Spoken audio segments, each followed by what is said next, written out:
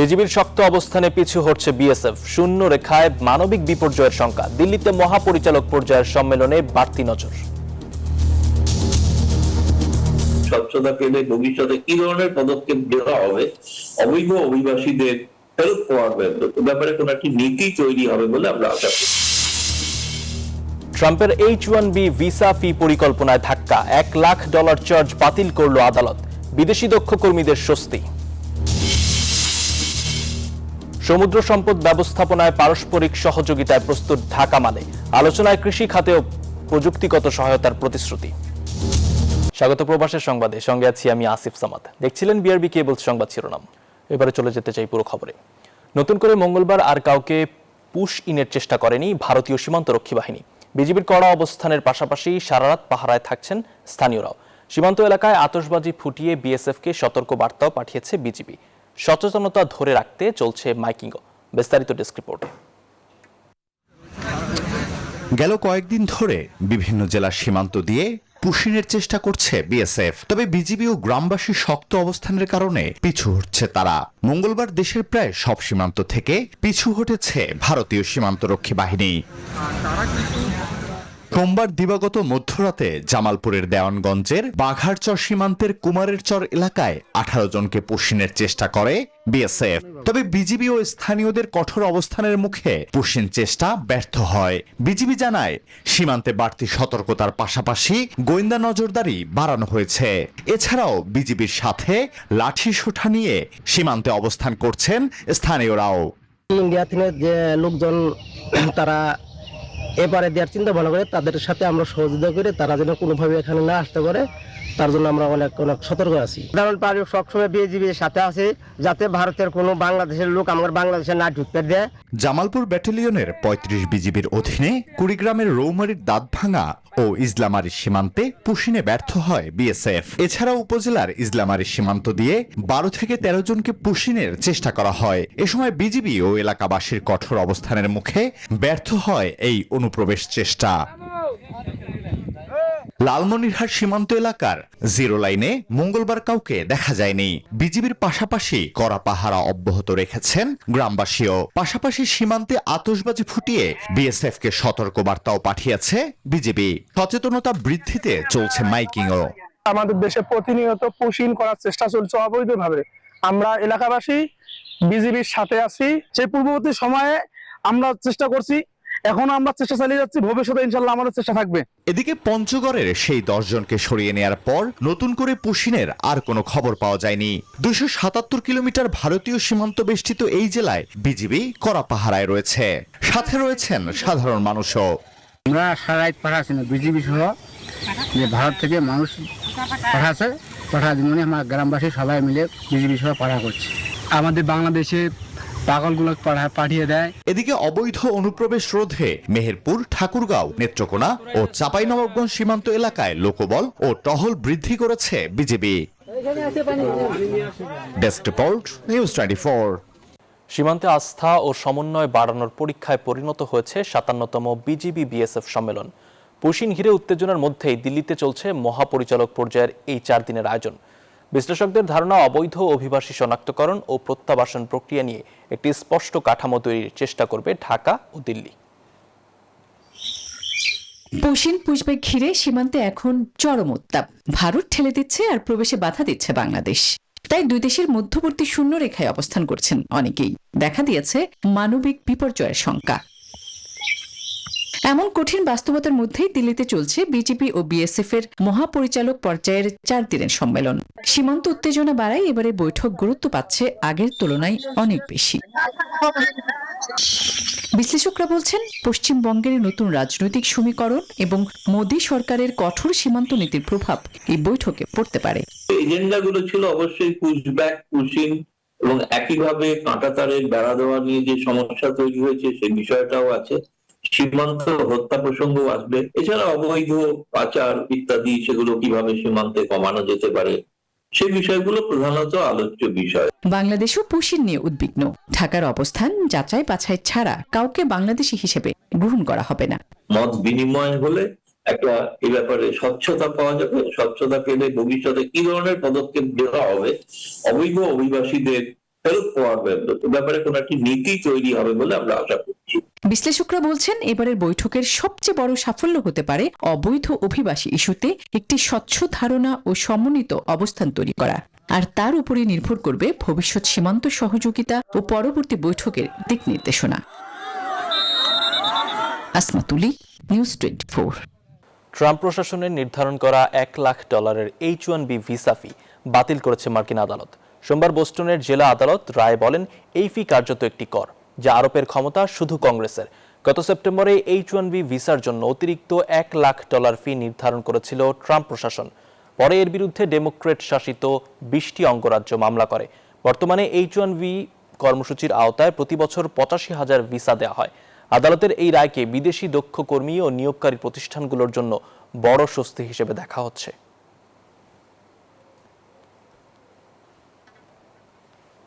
নীল অর্থনীতি, মৎস্য ও কৃষি খাতে সহযোগিতা বাড়াতে বাংলাদেশ ও মালদ্বীপের মধ্যে আলোচনা হয়েছে। মালদ্বীপে বাংলাদেশের high commissioner doctor Mohammad Nazmul Islam এবং দেশটির মন্ত্রী আহমেদ শিয়ামের বৈঠকে মৎস্য, কৃষি, খাদ্য, নিরাপত্তা ও নীল অর্থনীতি খাতে প্রযুক্তিগত সহযোগিতা বাড়ানোর বিষয়ে আলোচনা হয়। প্রযুক্তি বিনিময়, যৌথ বিনিয়োগ এবং সামুদ্রিক সম্পদের টেকসই ব্যবস্থাপনায় গুরুত্ব দেন দুই পক্ষ। এ সময় টুনা মাছ শিল্পে সহযোগিতা ও সমঝোতা স্মারক স্বাক্ষরের বিষয়ে আলোচনা হয়।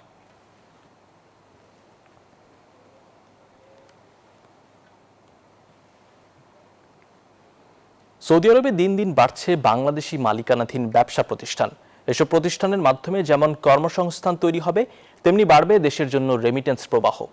এমনটাই মত দেশটিতে নিযুক্ত রাষ্ট্রদূত মোহাম্মদ দেলোয়ার হোসেনের। সৌদি আরবের বাণিজ্যিক নগরী দাম্মামে বাড়ছে বাংলাদেশি ব্যবসা প্রতিষ্ঠান। দেশটির উষ্ণ আবহাওয়ার কথা মাথায় রেখে শীততাপ নিয়ন্ত্রণ বা এসি সংশ্লিষ্ট যন্ত্রাংশের ব্যবসায় ঝুঁকছেন উদ্যোক্তারা। সম্প্রতি এমনই এক প্রতিষ্ঠান উদ্বোধনে অংশ নেন সৌদি আরবে নিযুক্ত বাংলাদেশের রাষ্ট্রদূত মোহাম্মদ দেলোয়ার হোসেন। তিনি বলেন, বাংলাদেশি মালিকানাধীন প্রতিষ্ঠানে প্রবাসী শ্রমিকদের কর্মসংস্থান সৃষ্টি হওয়া দেশের জন্য গর্বের বিষয়।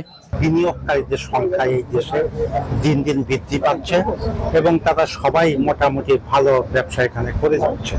সততা ও গুণগত মানের জন্য বাংলাদেশি প্রতিষ্ঠানের কদর দিন দিন বাড়ছে বলে মত ব্যবসায়ী ও উদ্যোক্তাদের। প্রোডাক্ট কোয়ালিটি এবং যে রেটের বিষয় সবকিছু মিলে আমাদের প্রত্যেকটা ক্লায়েন্ট তারা অনেক হ্যাপি। এছাড়া ব্যবসা প্রতিষ্ঠান পরিচালনার নিয়মকানুন শিথিল করায় সৌদি আরব প্রশাসনের প্রতি কৃতজ্ঞতা জানান অনেকে। এদেশি সরকারকে ধন্যবাদ জানাচ্ছি, এদেশি সরকার আমাদেরকে যে সুযোগ সুবিধা দিচ্ছেন। আর প্রবাসী বাংলাদেশিদের মতে এই সাফল্য শুধু নতুন ব্যবসায়ীদের অনুপ্রাণিতই করবে না, বরং দেশের অর্থনীতিতেও রাখবে গুরুত্বপূর্ণ অবদান।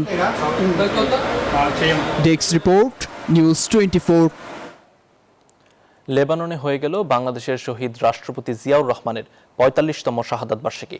রাজধানী বৈরুতে বিএনপির লেবানন শাখার উদ্যোগে হয় এই আয়োজন। বক্তারা জিয়াউর রহমানের রাজনৈতিক জীবন, বাংলাদেশের স্বাধীনতা যুদ্ধে তার অবদান এবং দেশের গণতান্ত্রিক অগ্রযাত্রায় তার ভূমিকার কথা স্মরণ করেন। পরে তার রুহের মাগফিরাত কামনায় বিশেষ দোয়া ও মোনাজাত অনুষ্ঠিত হয়। অনুষ্ঠানে লেবানন যুবদলের 101 সদস্যের নতুন কমিটিও ঘোষণা করা হয়।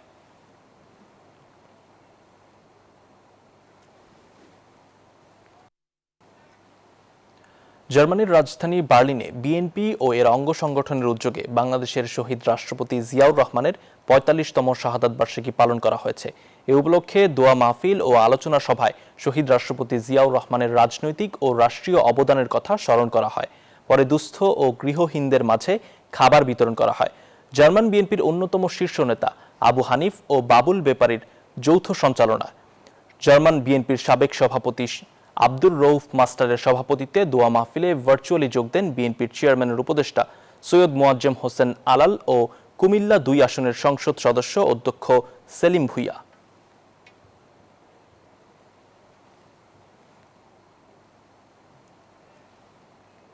Dhaka University Alumni Association Malaysia ডুয়ামোর উদ্যোগে বাংলাদেশি এক্সিলেন্স অ্যাওয়ার্ড 2026 অনুষ্ঠিত হয়েছে।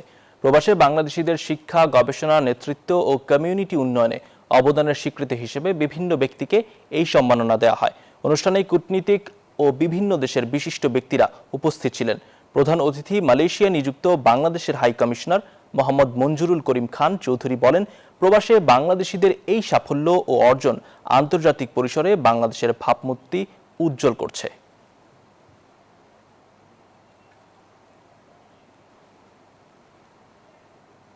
ইসলামী ব্যাংকের একটি প্রকল্প থেকে দাঁড়িপাল্লায় ভোট দিতে 22,000 কোটি টাকা বিতরণ করা হয়েছে। এখন এই ব্যাংকের পরিচালনা পর্ষদ পুনর্গঠন ইস্যুতে আন্দোলন করে দেশ অস্থিতিশীল করার চেষ্টা করা হচ্ছে। সংসদ অধিবেশনে এমন অভিযোগ সরকারের মন্ত্রীদের, আর বিরোধী দলীয় নেতাদের অভিযোগ এই ব্যাংকের ওপর পুরনো দখলবাজদের চোখ পড়েছে। মঙ্গলবার বাজেট অধিবেশনে এসব কথা বলেন তারা। বেশ কিছুদিন ধরে নতুন চেয়ারম্যান নিয়োগ ও পরিচালনা পর্ষদ পুনর্গঠন সহ নানা ইস্যুতে আলোচনায় ইসলামী ব্যাংক। নতুন চেয়ারম্যানের নিয়োগ বাতিলের দাবিতে গ্রাহকদের আন্দোলন ঘিরে সংঘর্ষের ঘটনাও ঘটেছে। এবার সংসদেও পাল্টাপাল্টি অবস্থানে সরকারি ও বিরোধী দল। বাজেট অধিবেশনের তৃতীয় দিনে বিরোধী দলীয় নেতারা ইসলামী ব্যাংক নিয়ে ষড়যন্ত্রের অভিযোগ তোলেন। বলেন, ব্যাংকটিতে চেয়ারম্যান পদে অযোগ্য ব্যক্তিকে বসানো হয়েছে। 82% এসালামের যে মালিকানা, এই 82% হচ্ছে অন্যান্য লোকদের মালিকানাকে ডাকাতির মাধ্যমে ডিজেফাই দিয়ে এটাকে সে দখল করে জোর করে নিয়ে গেছে। আমাদের দাবি এটা অরিজিনাল মালিকদের ফেরত দিতে হবে এবং যেভাবে সুস্থভাবে চলছিল সেটাকে অব্যাহত রাখার জন্য চেষ্টা করতে হবে। নাহলে গ্রাহকরা আন্দোলন করবে, ইসলামী ব্যাংকের পক্ষে যা আছে তারা আন্দোলন করবে এবং দেশে একটা বড় ধরনের আনরেস্ট হওয়ার সম্ভাবনা আছে। তিনি যখন ডেপুটি গভর্নর তখন এস আলমের সকল অপকর্মের তিনি ছিলেন সহযোগী এবং সেই হিসাবে তিনি একটা প্রাইজ পেয়েছিলেন। তার স্ত্রীর নামে ভুয়া কোনো প্রতিষ্ঠানের অস্তিত্ব নেই, সেখানে 3.5 কোটি টাকা এক্সিম ব্যাংক থেকে গিফট লোন দেওয়া হয়েছে তাকে। তিনি অসৎ। সেই লোকটাকে এনে একটা বিধ্বস্ত ব্যাংকের মাথার উপর বসায় দেওয়া, এটা কোনো যুক্তিতেই মেনে নেওয়া যায় না। অভিযোগের বিপরীতে সরব হয় সরকার পক্ষ। তারা বলেন, যে কোনো ব্যাংকের পরিচালনা পর্ষদ পুনর্গঠনের এখতিয়ার রয়েছে কেন্দ্রীয় ব্যাংকের। পর্দার আড়ালে থেকে গ্রাহক বেশে আন্দোলনের পাশাপাশি সুযোগ খুঁজছে একটি পক্ষ। এখানে আরডিএস নামে একটা প্রকল্প আছে। ভোটের আগে 10,000 টাকা করে অনেক নারীকে দেয়া হয়েছে। লাইনে আমার এক ভোটার জিজ্ঞেস করছে, আমার এক কর্মী, মা আপনি কোথায় দিবেন? বলছে কোরআনের দল, না দিলে তো জান্নাতে যাওয়া যাবে না। 10,000 টাকাও দিয়েছে, বলেছে এটা মাফ হয়ে যাবে, আরো 10,000 টাকা পাবো। এইভাবে মাননীয় স্পিকার মুনাস হিসাবে দাঁড়িপাল্লায় ভোট দিলে জান্নাত পাওয়ার নিশ্চয়তাও দিয়েছে। এই আরডিএস প্রকল্পের মধ্যে কত হাজার কোটি টাকা ডিস্ট্রিবিউট হয়েছে জানেন? 22,000 কোটি টাকা ডিস্ট্রিবিউট হয়েছে। সরকার তার বৈধ মালিকের কাছে ব্যাংক ফিরিয়ে দেওয়ার যে প্রক্রিয়া, সেই প্রক্রিয়াটা বাংলাদেশ ব্যাংক বর্তমানে করছে এবং বাংলাদেশ ব্যাংক যেখানে শঙ্কা প্রকাশ করছে, বাধাগ্রস্ত হচ্ছে যে যাদের মাধ্যমে পরিচালিত হলে গ্রাহকদের সুবিধা হবে, শেয়ার হোল্ডারের সুবিধা হবে, সেই জায়গায় পরিবর্তনটা আনছে এবং সেই পরিবর্তন আনার অধিকার বাংলাদেশ ব্যাংকের ব্যাংক আইনের পরিপ্রেক্ষিতে আছে। সংসদ অধিবেশনে স্টার্টআপ বা নতুন উদ্যোক্তাদের জন্য 4% সুদে 500 কোটি টাকার একটি বিশেষ তহবিলের কথা উঠে আসে। 13,17,000 কৃষককে ঋণ মওকুফে এখন পর্যন্ত 1,570 কোটি টাকার তহবিল সহ সরকারের জনগুরুত্বপূর্ণ নানা বিষয়ও তুলে ধরেন সরকার দলীয় সদস্যরা। সারা দেশে 10,000 টাকা পর্যন্ত ঋণ গ্রহণকারী কৃষকগণ এই সুবিধা পেয়েছে। সাইফুল ইসলাম, নিউজ 24, ঢাকা। সরকার দেশের আর্থিক ও সাংবিধানিক প্রতিষ্ঠানগুলোতে রাজনৈতিক হস্তক্ষেপ করছে বলে অভিযোগ করেছেন বিরোধী দলীয় নেতা ও জামায়াত আমির ডক্টর শফিকুর রহমান। বিভিন্ন পদে অপরাধীদের বসানো হচ্ছে, আর অন্তর্বর্তী সরকারও ইনসাফ করতে ব্যর্থ হয়েছে বলে মন্তব্য করেন তিনি। রাজধানীর মগবাজারে আল ফালাহ মিলনায়তনে দলের পক্ষ থেকে ছায়া বাজেট প্রস্তাবনা উপস্থাপন অনুষ্ঠানে বক্তব্য রাখেন বিরোধী দলীয় নেতা। সংসদে জাতীয় বাজেট পেশের দুদিন আগে জামায়াতে ইসলামীর পক্ষ থেকে আগামী অর্থ বছরের ছায়া বাজেট উপস্থাপন করা হয়। 8,39,000 কোটি টাকার সেই বাজেট প্রস্তাবে ঘাটতি 1,73,579 কোটি টাকা। সেন্ট্রাল ব্যাংক থেকে শুরু করে বিভিন্ন স্বচ্ছতা ও জবাবদিহিতা ছাড়া কোনো বাজেট কার্যকর করা সম্ভব নয় বলে জানান জামায়াত আমির। বলেন, জুলাই অভ্যুত্থানের মধ্য দিয়ে অন্তর্বর্তী সরকারের বিভিন্ন কর্মকাণ্ডের বিষয়ে এখন নানা বক্তব্য পাওয়া যাচ্ছে। তা থেকে বলা যায় ওই সরকার ইনসাফ করতে পারেনি। জন অভিপ্রায়ের ভিত্তিতে একটি সরকার গঠিত হয়েছিল, তারাও জাতির উপরে শেষমেশ ইনসাফ করতে পারেননি। এই জাতি বেইনসাফের শিকার হয়েছে। বিভিন্ন কথা এখন অনেকে নিজের থেকেই স্বীকারোক্তি দিচ্ছেন। সেই সময় যারা সরকারে ছিলেন আর অনেকে চুপ করে আছেন, তারা যদি ইনসাফ করতেন, আমরা বিশ্বাস করি আজকের বাংলাদেশের চিত্র হতো সম্পূর্ণ ভিন্ন। নির্বাচনের মাধ্যমে ক্ষমতায় এসে বিএনপি সরকার গণভোটের রায় বাস্তবায়ন না করার সমালোচনা করেন জামায়াতের আমির। বলেন, রাজনৈতিক হস্তক্ষেপের ধারা অব্যাহত রাখতেই বিএনপি গণভোট অস্বীকার করেছে। আর্থিক, রাজনৈতিক, প্রাতিষ্ঠানিক, সাংবিধানিক সকল জায়গায় আজকে নির্লজ্জ রাজনৈতিক হস্তক্ষেপ একেবারেই স্পষ্ট। সেন্ট্রাল ব্যাংক থেকে শুরু করে বিভিন্ন ব্যাংক, বীমা কর্পোরেশন, এই সবগুলা আজকে সেই থাবা বিস্তৃত হচ্ছে এবং সমাজের অপরাধী লোকদেরকে গুরুত্বপূর্ণ জায়গায় বসিয়ে দেওয়া হচ্ছে। এই ধারা অব্যাহত থাকলে শেয়ার মার্কেটের মতো ব্যাংকিং খাতেও বিপর্যয় নেমে আসবে বলে শঙ্কা প্রকাশ করেন তিনি। সংসদেও বাজেট সম্পর্কে জামায়াতে ইসলামী তাদের পরামর্শ তুলে ধরবে বলে জানানো হয়। প্রস্তাবনা আমরা করব। আব্দুল্লাহ মামুন, নিউজ 24, ঢাকা। ঢাকা নারায়ণগঞ্জ লিংক রোডের জালকুড়ি এলাকায় সিটি কর্পোরেশনের বর্জ্যবাহী ট্রাকের ধাক্কায় 2 মোটরসাইকেল আরোহী নিহত হয়েছেন। মঙ্গলবার সন্ধ্যায় জালকুড়ি বাস স্ট্যান্ড এলাকায় এই ঘটনা ঘটে। নিহতরা হলেন ফতুল্লা ইউনিয়ন ছাত্রদলের সাবেক সভাপতি আব্দুল কাদের জিলানী ও কুতুবপুর ইউনিয়নের 9 নং ওয়ার্ড যুবদলের প্রচার সম্পাদক মাসুম। পুলিশ জানায়, তারা মোটরসাইকেলে চড়ে নারায়ণগঞ্জ জেলা পরিষদ থেকে জালকুড়ি যাওয়ার পথে সিটি কর্পোরেশনের গাড়ির সাথে ধাক্কা লাগে। এতে ঘটনাস্থলেই 2 জনের মৃত্যু হয়। এই ঘটনার পর ট্রাক ফেলে পালিয়ে যায় চালক।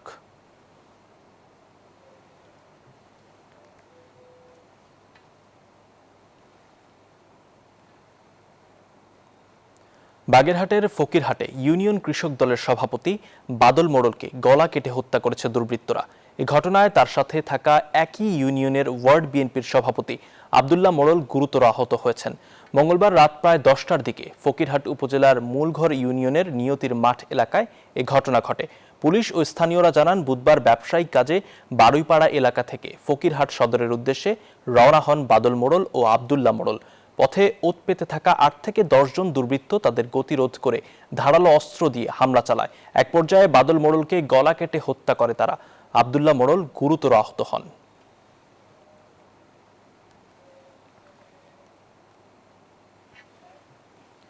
ঢাকা চট্টগ্রাম মহাসড়কে কুমিল্লার নিমসার এলাকায় উল্টো পথে আসা নিষিদ্ধ ইজি বাইক আটককে কেন্দ্র করে হাইওয়ে পুলিশের গাড়িতে হামলা ও ভাঙচুরের ঘটনা ঘটেছে। স্থানীয়রা জানায়, মঙ্গলবার কলেজ গেট এলাকায় ব্যাটারি চালিত ইজি বাইক উল্টো পথে যাচ্ছিল।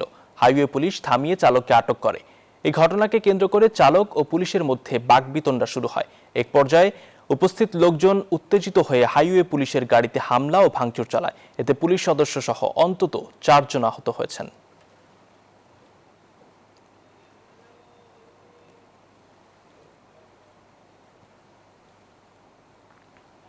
এবারে আন্তর্জাতিক সংবাদ। ডোনাল্ড ট্রাম্পের আহ্বানে মধ্যপ্রাচ্যের রণাঙ্গনে ফিরেছে সাময়িক স্বস্তি। সরাসরি হামলা বন্ধ করেছে ইরান ও ইসরায়েল। তবে লেবাননে আগ্রাসন চললে ফের জবাবের হুঁশিয়ারি তেহরানের। অন্যদিকে 2 সপ্তাহের মধ্যে ইরানের বিরুদ্ধে চূড়ান্ত বিজয়ের ঘোষণাও দিয়েছেন মার্কিন প্রেসিডেন্ট, যার মধ্যস্থতায় রয়েছে পাকিস্তান। এদিকে ইসরায়েলের ব্যাপারে মার্কিন নীতির হঠাৎ পরিবর্তনে সন্দিহান খোদ বিশ্লেষকরাই। মধ্যপ্রাচ্যের উত্তপ্ত রণাঙ্গনে আবারও পাল্টে গেল দৃশ্যপট। একে অপরের দিকে সরাসরি মিসাইল ও ড্রোন ছোড়া বন্ধ করেছে ইরান ও ইসরায়েল। তবে তেহরান সাফ জানিয়ে দিয়েছে, লেবানন সহ এই অঞ্চলে ইসরায়েল যদি নতুন করে কোনো আগ্রাসন চালায়, তবে কাল বিলম্ব না করেই আবারও পাল্টা হামলা শুরু করবে তারা। ইসরায়েলের প্রধানমন্ত্রী বেনিয়ামিন নেতানিয়াহুকে ডোনাল্ড ট্রাম্প সতর্ক করেছেন, সাবধান না হলে ওয়াশিংটনের সমর্থন হারাবে তেল আবিব। পাশাপাশি 2 সপ্তাহের মধ্যে ইরানের বিরুদ্ধে চূড়ান্ত বিজয়ের ঘোষণা করা হবে বলেও জানান মার্কিন প্রেসিডেন্ট। এদিকে পাকিস্তানের মধ্যস্থতায় ওয়াশিংটনের সাথে চুক্তির পথে হাঁটছে তেহরান। জাতিসংঘে ইরানি দূতের আশা, চলতি জুনেই মিলবে কাঙ্ক্ষিত ফয়সালা। তবে ট্রাম্পের এমন কড়া কথার সঙ্গে বাস্তব কাজের মিল থাকা অত্যন্ত জরুরি বলে মনে করছেন বিশ্লেষকরা। যতদিন পর্যন্ত ওয়াশিংটন ইসরায়েলকে বিপুল অঙ্কের সামরিক সহায়তা দিয়ে যাবে এবং আন্তর্জাতিক অঙ্গনে তাদের সব অন্যায় থেকে রক্ষা করবে, ততদিন এসব ফাঁকা কথার বাস্তবে কোনো দাম নেই। মার্কিন নীতির প্রকৃত বদল ছাড়া মধ্যপ্রাচ্যে এমন সাময়িক যুদ্ধবিরতি কখনোই দীর্ঘস্থায়ী শান্তি আনবে না বলেই মত বিশ্লেষকদের। নিবির আমিন, নিউজ 24। এই ছিল প্রবাসের সংবাদে। আরো সংবাদ ও বিশ্লেষণ জানতে ভিজিট করুন news24bd.tv। এতক্ষণ সঙ্গে থাকার জন্য ধন্যবাদ।